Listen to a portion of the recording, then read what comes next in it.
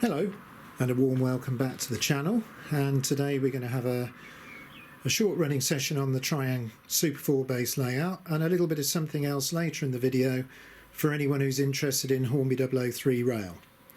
So we'll get to that a bit later, but today on the Super 4 based Triang layout, let's take a look at what we're going to be running. So on the downward line, here's the excellent Wrenn W2228 City of Birmingham. Now that's parked underneath this goods shed. Now this goods shed is something I turned up the other day when I was looking for controllers for my last video. I honestly didn't know I'd got it stored away in a box. It's probably one of the only pieces of Triang Minic that I own, but it's a goods shed, Triang number M1808, and it's a fantastic looking thing, so I'm looking forward to cleaning it up. I need to make a little bit of sort of cellophane or something to fix that missing roof light, and there's a little bit of cellophane missing on the far side, but I think when it's all cleaned up it's going to look good on the layout. Now on the far side, our upward service today is the Hornby R.552 Oliver Cromwell. Now this was one of the first Triang Hornby on the box tender drives. There was the Black 5, the Evening Star, the 9F and the Oliver Cromwell, I think, were the first four. Now I did a standard class 7 running session the other day and forgot about the poor old Oliver Cromwell, so it's out and about today to make up for it. So there's a bit going on today, and I think before we run the Hornby 00 we'll have a look around the loco service and storage yard as well. Now I did say in my last video I was going to be running the Triang controllers. Well, I haven't had time to get those serviced or wired in yet, so I'm still on the Gauge Master, but I'll let you know when I get the RP13s finished. Now we need to get this downward service backed up onto the main line, so that's my first job. So I'm just getting down to the controller and I'm going to try and reverse it through this goods shed, just nice and slowly, and just get it parked onto the main line. There. So points E need to be set for mainline running, so there they go. So let's get this Wrenn loco moving around the layout. Now it's just been recommissioned.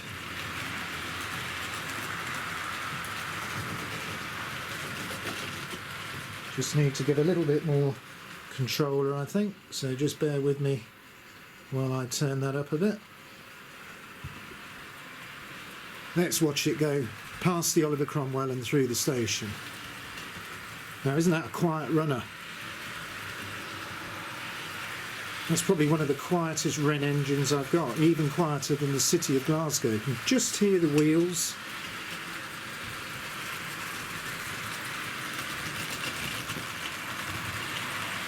Well, that is absolutely superb. Now the sun is coming in and out today, so there'll be the odd flash of sunlight over the layout, I think. It's still very unpredictable for May outside. Hail earlier, and now sunshine. Well, I'm quite happy with that. That's going at a nice speed. Unfortunately, I don't have my stopwatch on me, but if you wanted to just time it yourself between the two catenary markers on the back of the layout, if you look at the previous videos you'll see the chart I've got for working out the scale speed. So it's just coming up to the first catenary marker. There we go, start there and finish by that marker there. So I'll be interested if any of you can tell me how fast that's going. Right, so I think it's time now to get the Oliver Cromwell moving. So that's just coming out of the station.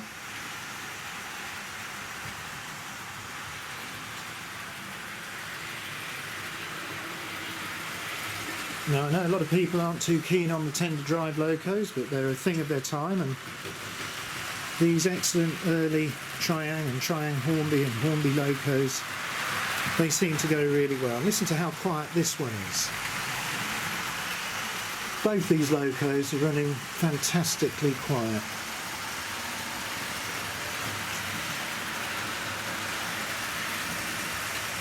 First generation of Hornby's Ringfield motor in these with the metal case. Probably superior for maintenance to the plastic case ones. The plastic case ones are still very good motors, but liable to breaking when you try to get them apart. Okay, well they're both going quite nicely. I'm just going to ease off the controller slightly on the City of Birmingham now. Let's follow this round and see how it looks on the downward line.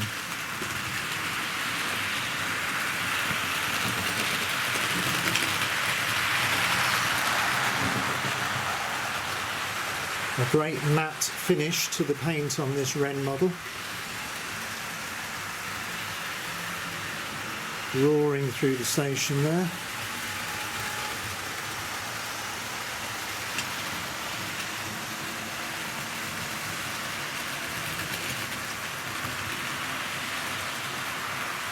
Okay, well I'm going to slow the Wrenn down now because I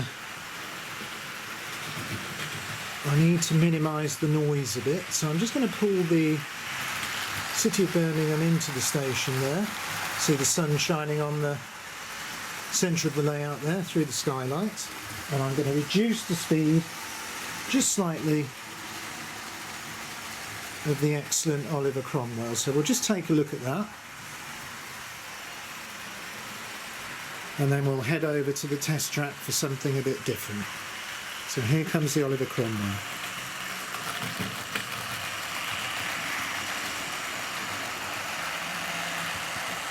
Sunshine glinting off this. Oh, a derailment.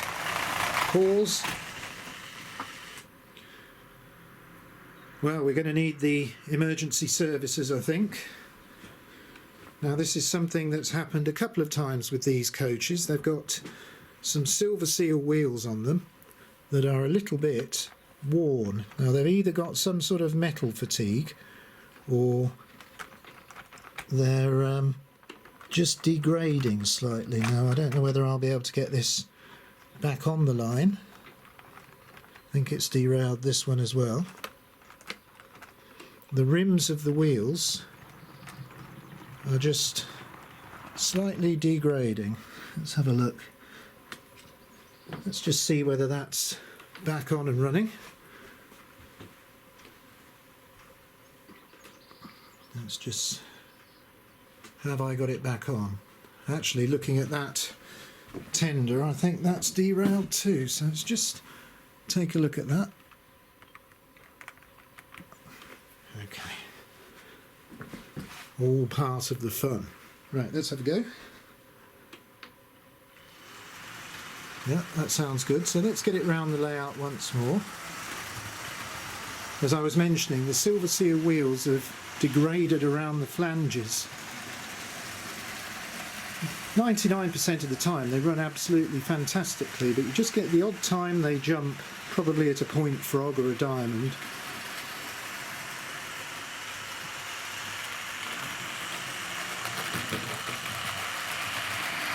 I don't think I'm the only person to have this trouble as well, so yeah, running okay at the moment. Well, let's put that down to the plate layers maybe. Right, I'm going to bring this to a halt in the station too.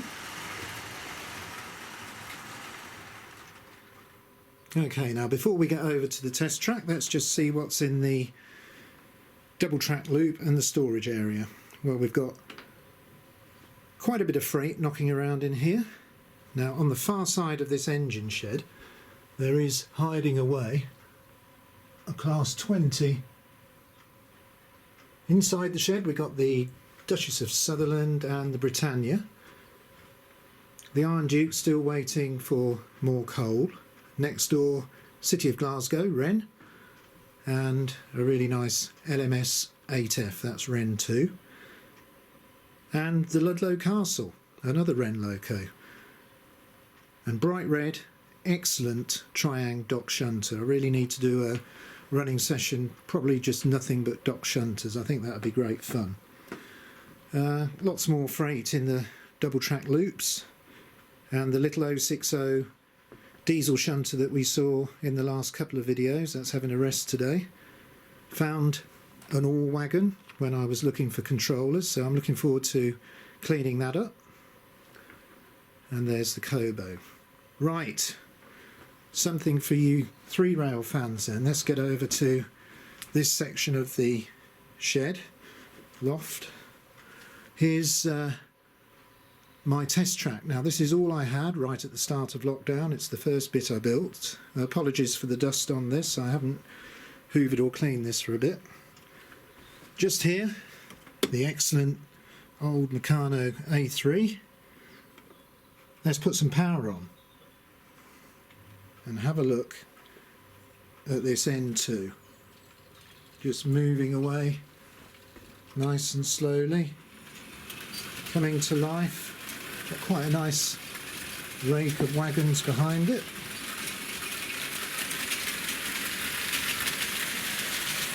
Listen to the clatter of those metal wheels. Now, not all the wagons have got metal wheels. Some of the salt wagons have got the nylon, but I do tend to keep the nylon wheel ones for running on the main layout. And what a sight this is. Can you believe this is something from the 1950s? If you like 3-rail, I'm sure you've already discovered Ronald Dodd's excellent channel. Probably the most comprehensive and well-made 3-rail Hornby W layout I've ever seen. Just spent hours watching things going around there, and Ronald's the man who designed and produced the excellent remagnetizer that a lot of us use to keep these lovely old engines running smoothly. So let's just get a few shots of this end2. I'm just going to see if I can slow it down fractionally. Good train speed.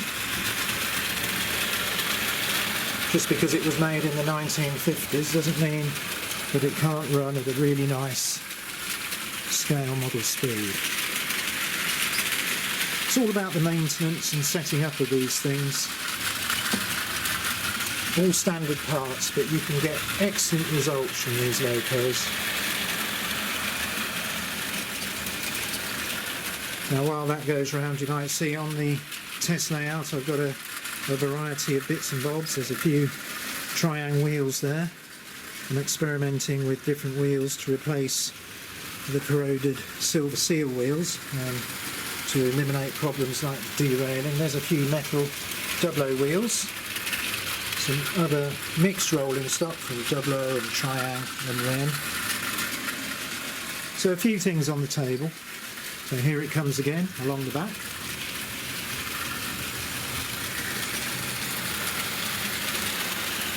Warming up a bit now, picking up speed slightly. Let's check out the position of the controller handle.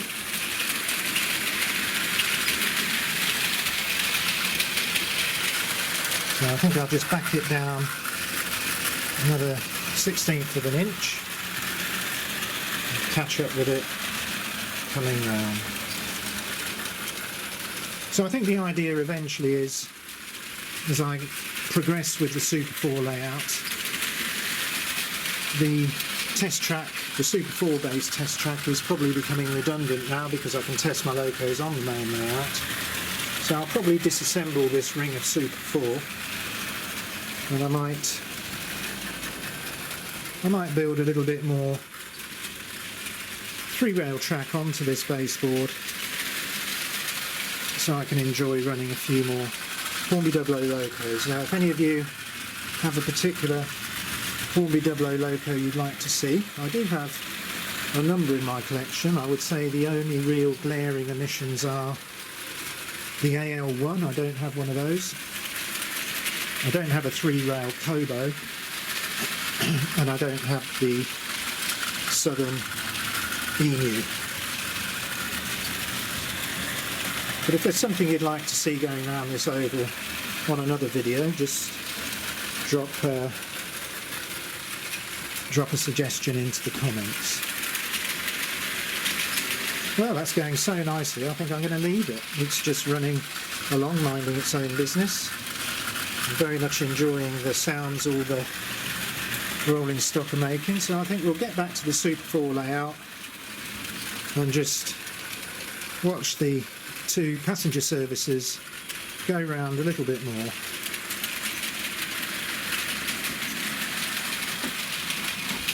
And enjoy all the sounds of the model railway.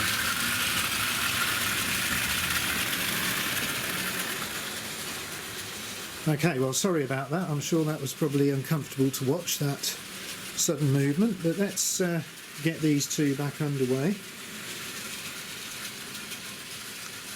Here's the Oliver Cromwell.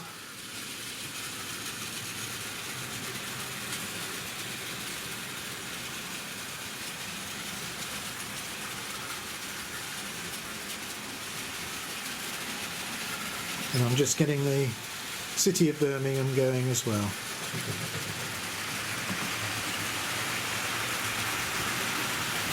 Right, well, let's hope the Silver Seal wheels stay on the track for this final part of the running session.